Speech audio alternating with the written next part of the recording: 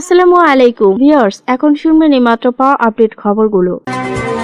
এখন সময় রুখে দাঁড়াবার জানিয়েছেন মির্জা ফখরুল।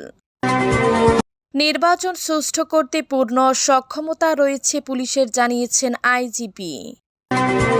রুমিন ফারহানার প্রত্যাশিত আসন পেলেন জমিয়তের জুনায়েদ আল হাবিব। দেশের জন্য সর্বোচ্চ ভূমিকা রাখতে চাই, জানিয়েছেন জাইমা রহমান। 14 ঘন্টায় 23,68,000 টাকার সহযোগিতা পেলেন তাসনিম জারা। আম্মারকে 30 মিনিট ক্যাম্পাস থেকে বের করে দিতে সক্ষম ছাত্রদল, হুঁশিয়ারি বিশ্ববিদ্যালয় শাখা ছাত্রদলের। এখন সময় রুখে দাঁড়াবার জানিয়েছেন মির্জা ফখরুল। বিএনপির মহাসচিব মির্জা ফখরুল ইসলাম আলমগীর বলেছেন, সংবাদপত্রের উপর হামলা গণতন্ত্র এবং জুলাই বিপ্লবের উপর আঘাত। তিনি বলেন, এখন শুধু সচেতন হলেই চলবে না, সময় এখন রুখে দাঁড়াবার। অপশক্তির বিরুদ্ধে রুখে দাঁড়াতে হবে। রাজধানীর প্যান প্যাসিফিক সোনারগাঁও হোটেলের সম্পাদক পরিষদ আয়োজিত মব ভায়োলেন্স বা সংবদ্ধ সহিংসতা বিরোধী প্রতিবাদ সভায় তিনি একথা বলেন। দেশের বর্তমান পরিস্থিতি নিয়ে গভীর উদ্বেগ ও আক্ষেপ প্রকাশ করে বিএনপির মহাসচিব বলেন, আমি জানি না আমরা এই মুহূর্তে কোন বাংলাদেশে আছি। সারা জীবন সংগ্রাম করেছি একটা স্বাধীন সার্বভৌম গণতান্ত্রিক বাংলাদেশের জন্য। আজকে যে বাংলাদেশ দেখছি, এই বাংলাদেশের স্বপ্ন আমি কোনোদিন দেখিনি। মির্জা ফখরুল বলেন, এখানে এসেছি আমি আমার বিশ্বাস ও হৃদয়ের টানে। অন্তত পরিষ্কার, এখানে কথা বলার কিছু নেই। দৈনিক প্রথম আলো ও ডেইলি স্টার কার্যালয়ে হামলার নিন্দা জানিয়ে বিএনপি মহাসচিব বলেন, আজকে ডেইলি স্টার বা প্রথম আলো নয়, আজকে গণতন্ত্রের উপর আঘাত এসেছে। আমার স্বাধীনভাবে চিন্তা করার যে অধিকার, আমার কথা বলার যে অধিকার, তার উপরে আবার আঘাত এসেছে। নির্বাচন সুষ্ঠু করতে পূর্ণ সক্ষমতা রয়েছে পুলিশের, জানিয়েছেন আইজিপি। পুলিশের মহাপরিদর্শক আইজিপি বাহারুল আলম বলেছেন, আসন্ন নির্বাচনকে সুষ্ঠু, সুন্দর ও উৎসব মুখর করার মতো পূর্ণ সক্ষমতা বাংলাদেশ পুলিশে রয়েছে।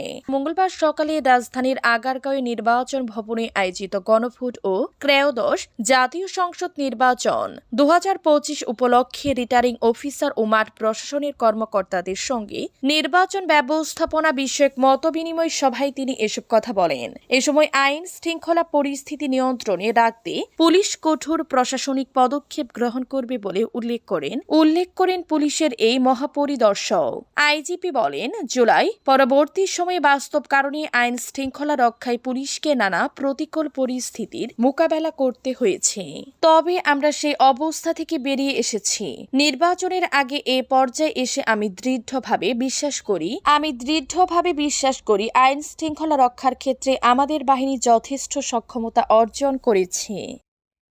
রুমিন ফারহানার প্রত্যাশিত আসন পেলেন জমিয়তের জুনায়েদ আল হাবিব। ব্রাহ্মণবাড়িয়া 2, সরাইল, আশুগঞ্জ ও বিজয়নগরের একাংশ আসন থেকে বিএনপির প্রার্থী হয়ে ধানের শীষে নির্বাচন করার আগ্রহ ছিল জাতীয় সংসদের সংরক্ষিত আসনের সাবেক সংসদ সদস্য ও বিএনপির আন্তর্জাতিক বিষয়ক সহ সম্পাদক রুমিন ফারহানার। তবে আসন সমঝোতার কারণে এ আসন জমিয়তে উলামায়ে ইসলামের সহ সভাপতি মাওলানা জুনায়েদ আল হাবিব ছেড়ে দিয়েছে বিএনপি।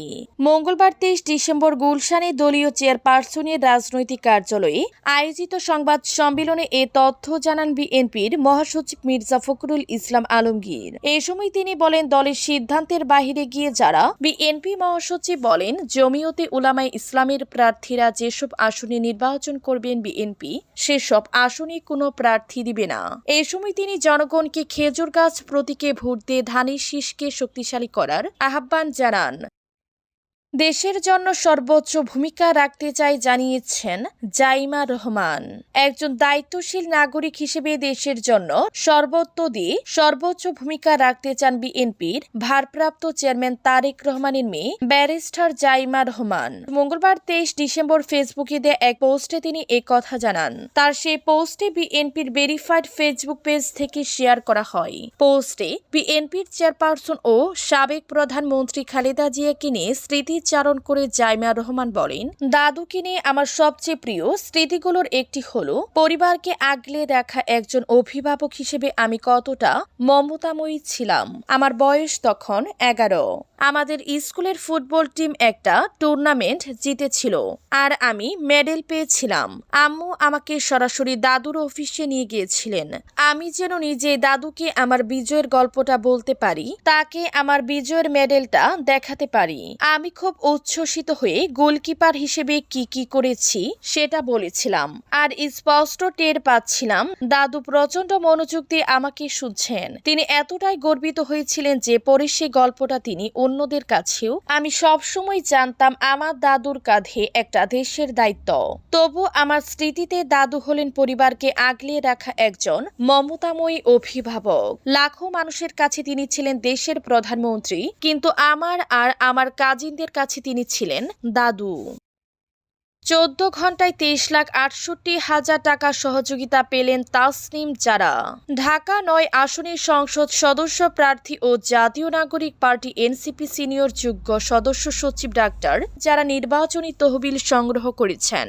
গত 14 ঘন্টায় 23,68,000 টাকা সহযোগিতা পেয়েছেন বলে জানিয়েছেন তিনি। সামাজিক যোগাযোগ মাধ্যম ফেসবুকে নিজের ভেরিফাইড পেজ থেকে দেয়া এক পোস্টে তিনি বলেন, মাত্র 14 ঘন্টায় আপনারা 23,68,000 টাকা ডোনেট করেছেন, যা আমাদের ফান্ড রেইজিং লক্ষ্যমাত্রার অর্ধেকেরও বেশি। আপনাদের অকল্পনীয় সাড়া ও ভালোবাসায় আমরা অভিভূত। আমাদের টার্গেট 46,93,580 টাকা। এটা পূর্ণ হলেই আমরা ফান্ড রেইজিং বন্ধ করে দিব।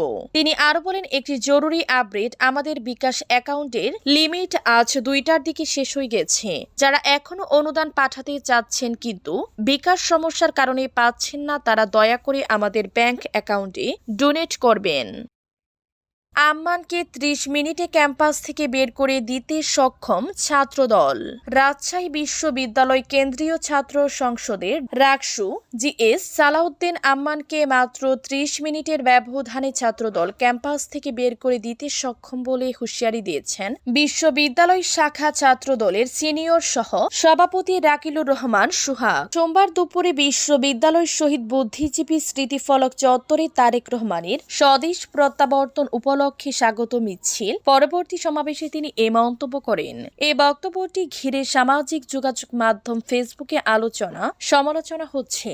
ছাত্রদল নেতা শাকিলুর রহমান বলেন, গতকাল বিশ্ববিদ্যালয়ের বিভিন্ন ডিম অফিসে তালা, এমনকি বিশ্ববিদ্যালয়ের উপাচার্য রেজিস্ট্রার প্রক্টর অফিসে তালা দিয়ে অস্থিতিশীল পরিবেশ সৃষ্টি করছে তারা। আমরা ছাত্রদল বিশ্ববিদ্যালয়ের পরিবেশকে সুস্থ রাখতে এর প্রতিবাদে বিবৃতি দিয়ে